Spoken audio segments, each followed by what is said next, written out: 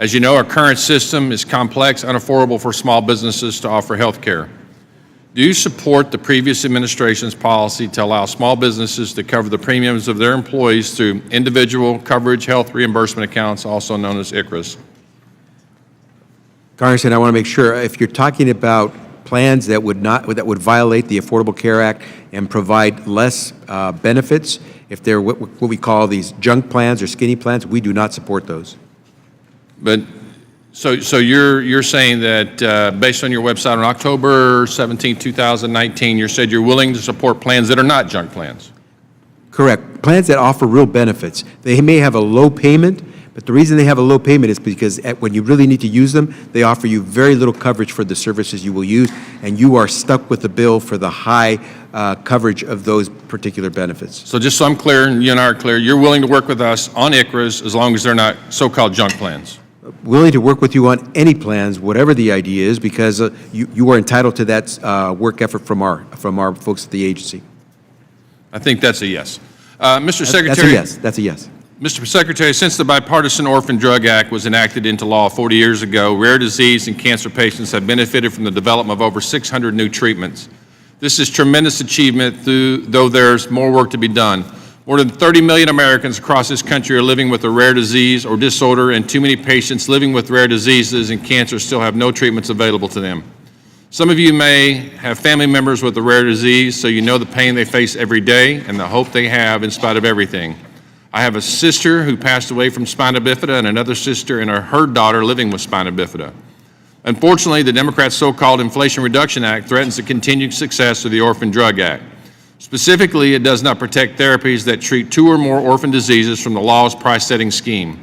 As a result, we already know of 2 companies that have cited the IRA as a reason not to continue rare disease drug development.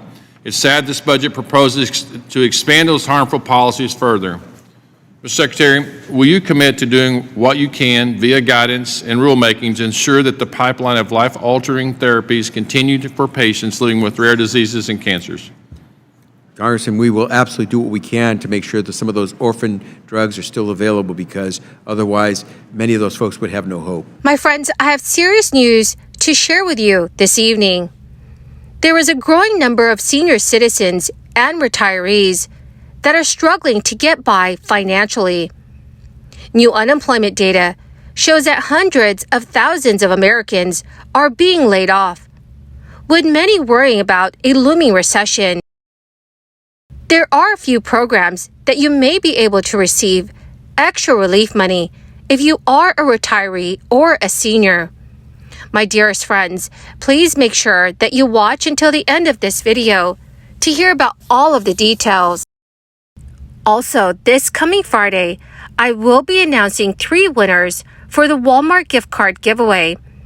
If you'd like to enter the weekly giveaway, friends, all you have to do is click and like several of my videos and then comment below the keyword of each video that you watch. The more videos that you watch and then comment on, the greater your chances, dear friends, of winning the giveaways. Economists and leaders at U.S. financial institutions are warning Americans of the potential for dark days ahead for the economy. This is as the labor market softens and high interest rates continue to cool off some sectors that went through a boom during the crisis. J.P. Morgan Chase CEO Jamie Dimon shared the latest warning of possible economic troubles in his annual letter to shareholders this morning, stating that the odds of slipping into a recession have grown since the bank collapses and resulting turmoil in the market. The second and third largest bank failures in U.S. history are likely to lead to tighter lending conditions, meaning it could become more difficult and expensive for people to take out loans on items like vehicles, mortgages, or credit cards.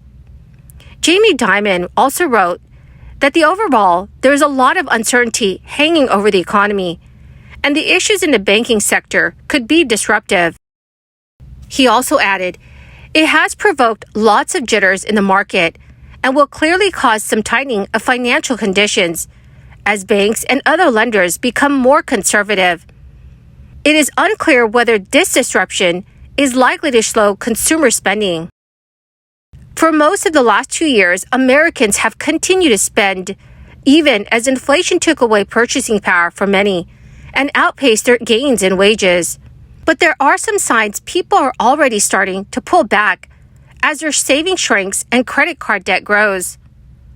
Employment data released this week by the federal government and private companies shows that the labor market may finally be showing more consistent signs of cooling off after setting records and hovering near historic lows for unemployment. Easing the labor market would be a welcome sight for the Federal Reserve, which has hoped to reduce the price pressures. The plethora of available jobs, along with too few workers to fill them, has been great for workers in the United States, who had seen their bargaining power increase and bring on a rise in wages. But that power for workers may be going away. Job openings dropped to 9.9 million in February. That is the lowest level since May 2021. Bankrate's 2023 Job Seeker survey found that workers are still actively looking for new jobs, despite the economic headwinds. Some high-profile companies have announced layoffs in recent weeks, though those losses have mostly been concentrated in areas that are heavily influenced by interest rates. Tech companies like Microsoft, Amazon, and Meta have made several rounds of layoffs as they try to prepare for an uncertain road ahead. Despite all the announcements, unemployment has remained near historic lows and sat at 3.6% in the Labor Department's report on applications for jobless benefits. So, dear friends, what are your thoughts? Do you think the U.S. economy is headed towards a recession? Please let me know what your thoughts are in the comment section below. Inflation is squeezing all consumers' wallets, but older Americans living on fixed incomes feel it the most. The estimated average that Social Security benefits for retirees is $1,657.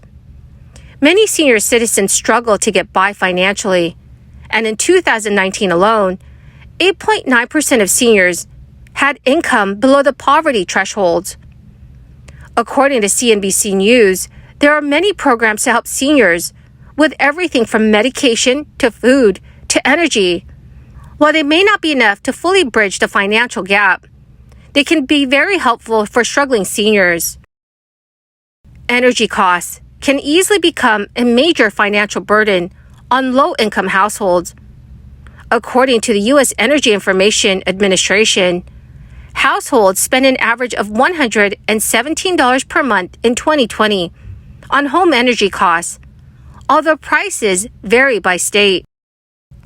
The Low-Income Home Energy Assistance Program is a federal program through the U.S. Department of Health and Human Services. It helps low-income households with home energy bills such as heating and cooling costs. Many cities and states have their own programs to cover costs that are not included in this program. Households that participate in other benefit programs may be automatically eligible.